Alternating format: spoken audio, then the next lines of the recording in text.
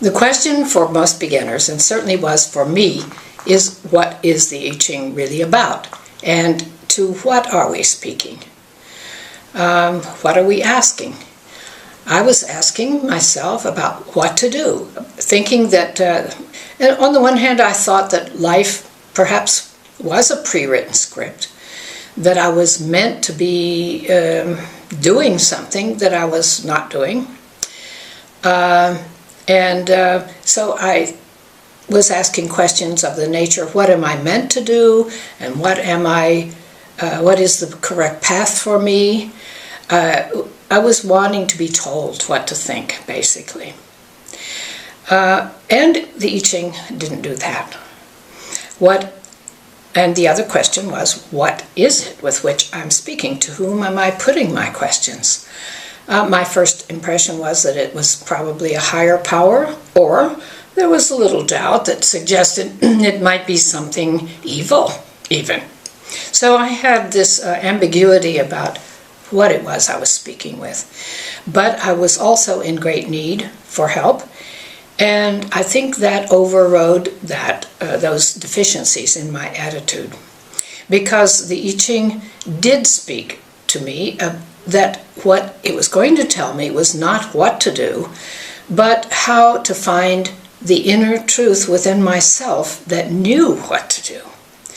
And when I received answers from the I Ching, some voice in me said, well, yes, that's exactly what I needed to know, but I knew it, but I didn't believe it.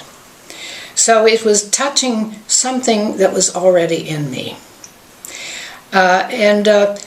Often I got hexagrams in the I Ching. A hexagram is one of the 64 chapters, you might say, that gives you a particular message.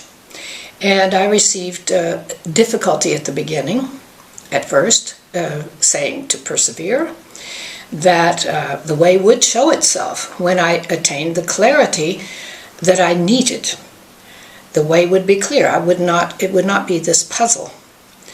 Well, still there were many doubtful aspects in me that was doubting, well, can I really trust my inner truth? Can I really trust that deep feeling within me, which I had not gotten in touch with much. Some people had said, well, I don't trust my feelings. They always betray me. But this was some deeper source that it was touching in me. Another hexagram I got was biting through, which has to do with clenching your teeth, so to speak, to reject something in you that is not true.